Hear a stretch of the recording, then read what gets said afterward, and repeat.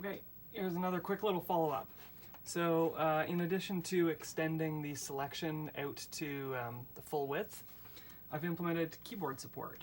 So I can use my hand here on cursor keys to move the selection up and down, and watch what happens when it gets to the end of the scrollable region.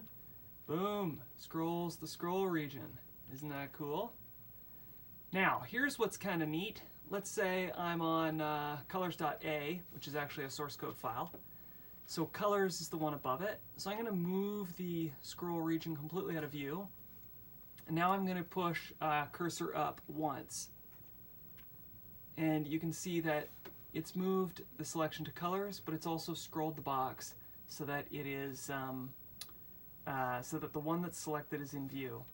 And if we push return, boom, it is opening it. Thanks for watching.